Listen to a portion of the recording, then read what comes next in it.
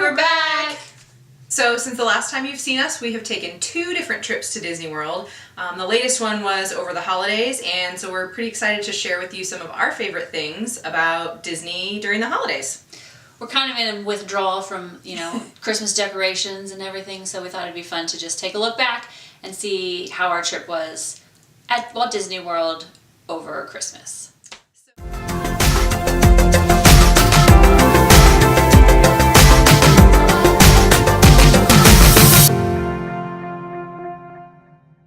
So this trip we stayed at Disney's Port Orleans French Quarter, and it had been years since I'd been there. I don't think that you'd ever been there before, right? No. It was really nice. It's a moderate level resort. It's right on the river, so there's a boat that'll take you to Disney Springs. We had just like a standard room. We kind of didn't want to break the bank this trip, and we really liked it. French Quarter is really small. It was easy to get around. It's really cute on the inside too. They have it designed so it kind of looks like you're going into a whole nother area. It looks, I guess, like what the French Quarter of New Orleans looks like. It's designed all like little houses and mini little streets and like the wrought iron fencing and things that you would see in the French Quarter. So it was cute when you walked in. It was decorated, still kind of had that New Orleans Mardi Gras theme, but they had it in their Christmas trees and in the wreaths and in that kind of green, yellow, purple color scheme. But they still did it up Christmas, but with the Port Orleans vibe to it. So I really liked that. That worked well for us.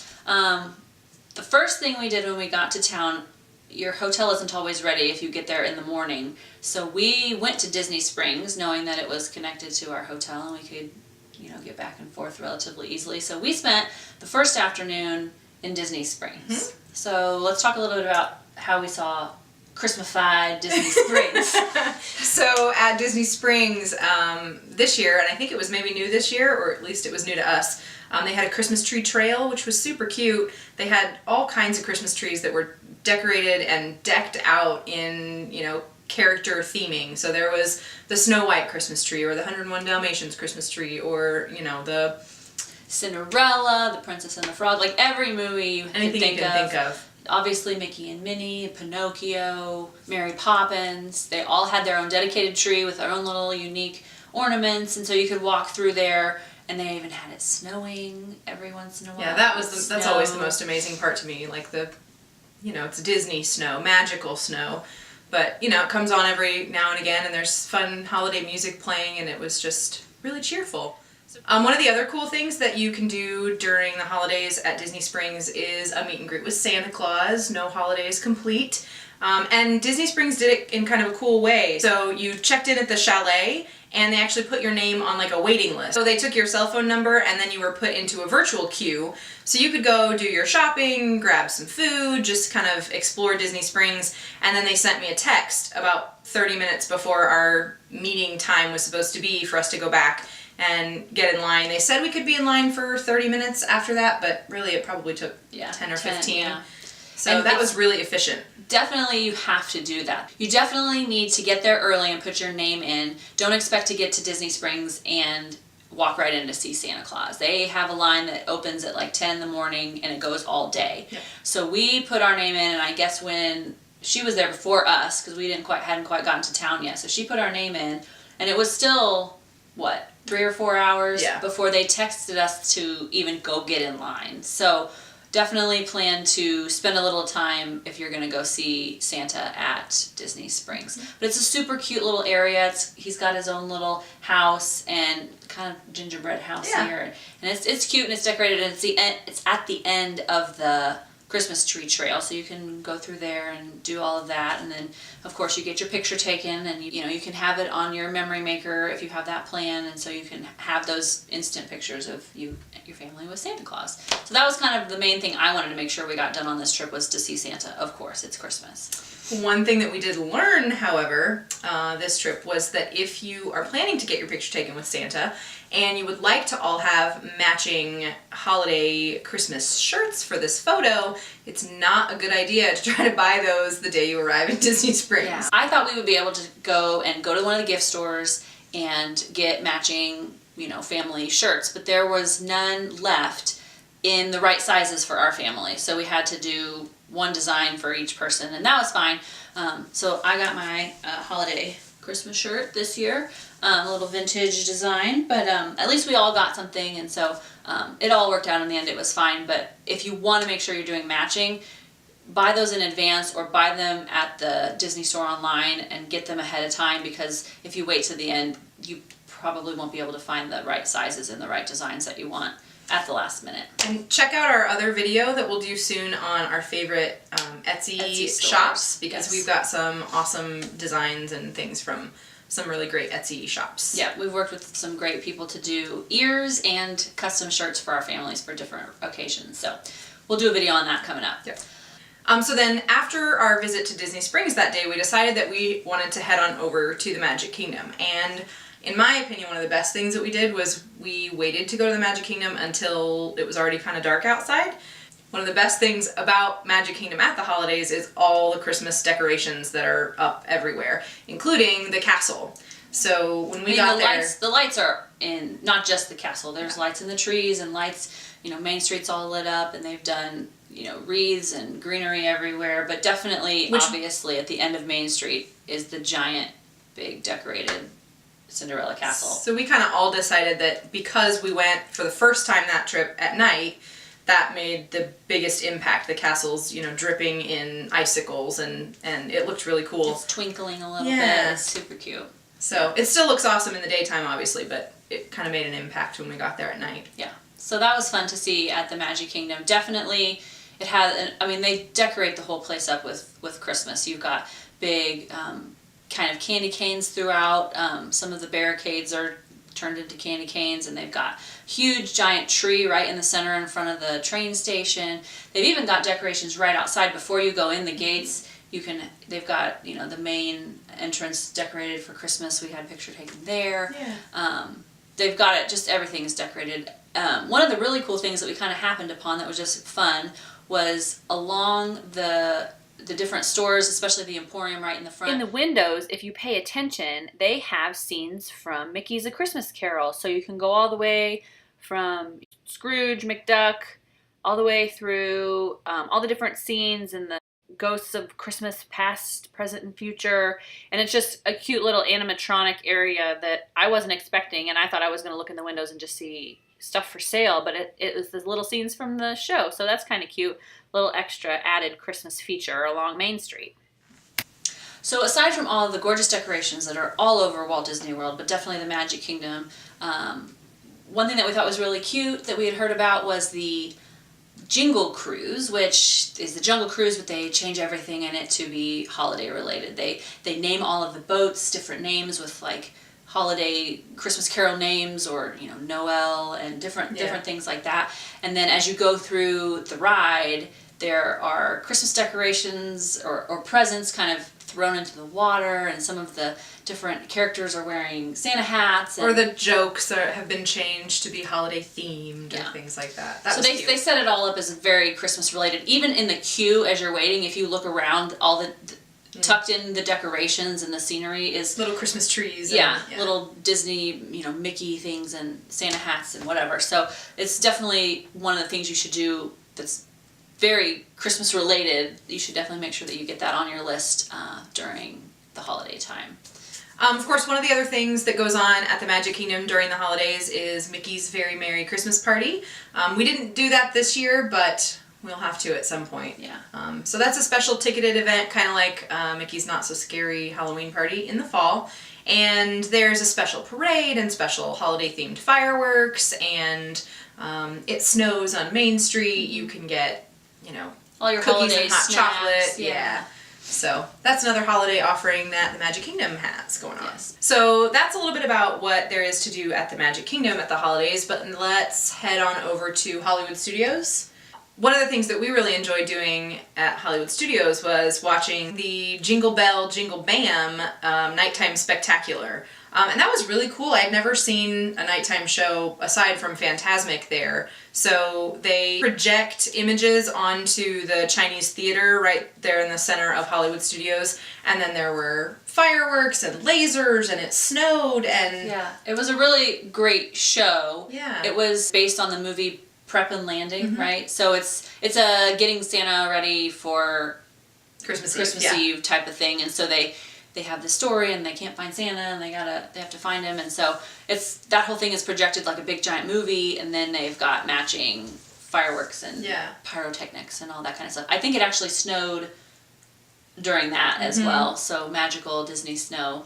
Yeah, that was really cool. We had never seen that before. We were glad to have gone to that. Yeah, that was cool. One of the other things that they do at Hollywood Studios is that on the Hollywood Tower, where the Tower of Terror ride is, they also do an entire projection of just a big pile of presents, and it's all just done up like it's kind of like their version of their Christmas tree. Yeah. So it's all just decorated and lights up at night. You can't see it during the day, but it's at nighttime that they'll do that. And so those are kind of the big main things at Hollywood Studios. The other fun thing that we got to do was get our freebie pass holder magnet. Oh yeah. Was special, and it's special for like the holidays. It's got Christmas lights on it. But that was available at Hollywood Studios this time around. Nice little freebie perk. Yes, you don't get that very often at Disney, so take it when you can. We didn't do a whole lot at Hollywood Studios this time. We didn't have as many days. Yeah, this was a short trip just to kind of see Disney at the holidays. So we went and we did that, and we saw the fireworks show, and we were there a little bit for some rides, and then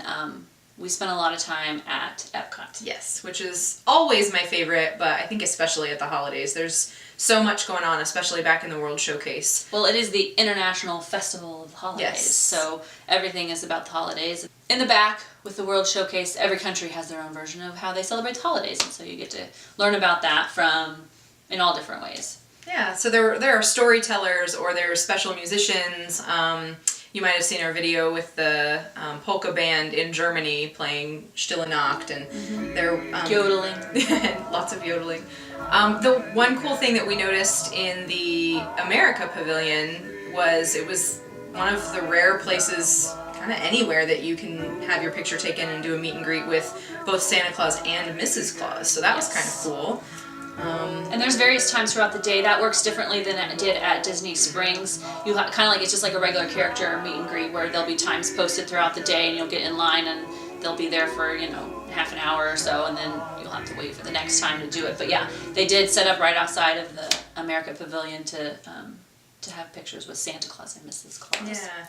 And then, so again, also in the American Pavilion, one of my favorite things to do is go hear the Voices of Liberty. During the holidays, they're dressed up as, Dickens carolers, and they're singing holiday music, so of course that was wonderful. And then right outside of that, in the America Gardens Pavilion, sort of the big draw at holiday time at Epcot is the Candlelight Processional. And we were lucky this time that we got a dining reservation that included reserved seating for the Candlelight Processional, and that our narrator was Neil Patrick Harris. So they have different celebrity narrators throughout the season. We were excited to see him. He did a good job. He did a good job. And they read the story of the birth of Jesus, and they have, I think, different high school choirs from around the country kind of participate, and also some staff participate, and then the Voices of Liberty, a couple of those. Yeah, so there's a cast member choir, and they sing, and they kind of fill in between the story as he reads. They sing, very traditional carols that everybody knows, and there's like a 60-piece orchestra. Yeah. It's very grand, and it makes you feel like you're at Christmas time, because sometimes it can feel a little bit not so Christmassy if you're used to being, in the Midwest or North where it's colder and snowing.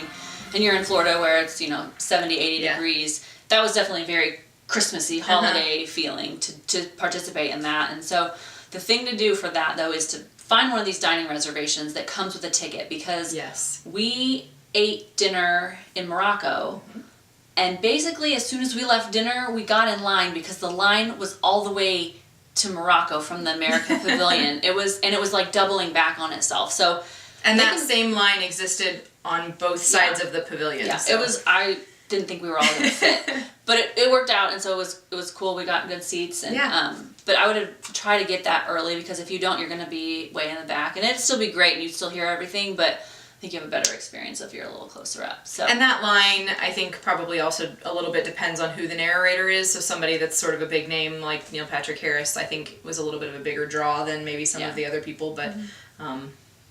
I think having a dining package is definitely a benefit. You might pay a little bit more for the meal, because includes your ticket, so you have to kind of think about that when you're getting your bill for your for your food. But then also those meals typically include like appetizer, entree, and dessert. They have a preset series of things that you're going to get. And if you're on a dining plan, those are typically included as part of your dining plan, so you wouldn't pay extra for that. So that's kind of an extra perk too. And then, of course, no trip to Epcot is complete without seeing illuminations in the evening. That's their fireworks show, their nighttime spectacular. But at the holidays, it was like an extended version. So they still did the regular illuminations show, and then there was like an add-on sort of at the end with... It was just extra special pyrotechnics and like loud finale. Yeah. Lots and lots of fireworks. And I don't remember, did they include... holiday music? It was a Let There Be Peace on Earth. Oh, yeah. That was the song playing behind it in the beginning, and then you got to the crazy finale, and that was awesome. It was, So, definitely worth staying for. One little secret thing that we did find at Epcot this time around, just kind of on a wandering side trip, was if you headed to the Festive Center, which is actually in the Odyssey Center part of Epcot, right near the Mexico Pavilion, you can find a specialty gift shop with some pass holder items and t-shirts in there. Holiday gift shop, you can find the Cookie Nook, which is got gingerbread cookies and hot chocolate and specialty holiday cookies. It is a nice place to just spread out and chill. They're playing some Disney classic movies, and they also have a specialty area where you can do a kids craft, where you can make these cute little foam and felt snowflake ornaments. And we did that with my son so that we could have something to commemorate the year and bring home with us. It's a nice freebie that you don't always find at Disney. Yeah, so those were some of our favorite things to do in the parks themselves. We didn't visit Animal Kingdom this time around, so those were some of our holiday favorites in the parks. And then obviously, we were in and out of some of the resorts and things. We discovered that there must be how many tons of gingerbread used at Disney World at the holidays, because all of the deluxe resorts, and even in some of the pavilions at Epcot, they had these massive, they were structures built entirely out of gingerbread. So like in the Beach Club lobby, there was a carousel, an actual working carousel made entirely of gingerbread and icing. Anything edible. Could be. We saw a gingerbread model of the capital, of Washington, D.C. in the American Pavilion at Epcot. At Disney Springs, one of the bakeries had a whole model of Disney Springs made entirely out of, all things edible. Mm-hmm. So that was really cool to see. And there's more than just that. There's one at the Grand Floridian that's kind of the giant, literal gingerbread house. Yeah, they build a gingerbread house right in the lobby of the Grand Floridian, and then it's a working sort of chalet where you can go and order cookies and milk and just being served out of the gingerbread house. It's amazing. Yeah, it's like double level gingerbread. There's definitely extra special things that you can see at Disney at the holidays, and there's probably more that we didn't even see. Depending on what you're going to do or what hotel you stay at, you're going to have a different experience every time you go. So for us, we went this time just the week before Christmas. So we weren't there on Christmas. We were a little bit ahead of maybe some schools in the country that aren't quite out yet then. I don't know. She kind of felt like the crowds were I thought heavier. It was pretty crowded. It was manageable for sure, but I thought that it was more crowded than when we were there in October. And I kind of felt like it wasn't. So it must have been about the same if neither of us noticed too much of a difference. Yeah, but we didn't have trouble at staying at Port Orleans.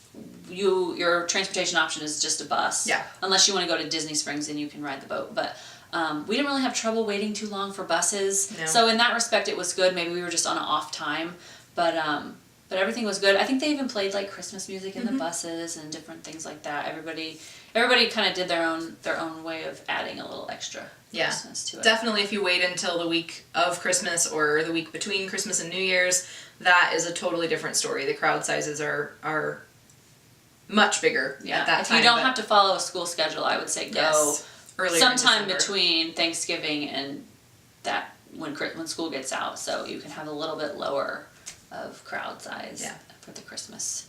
But it's definitely worth seeing. It's so fun. It's so festive. We really loved it, and we're maybe trying to talk some other people into going back with us again next year. So. Yeah.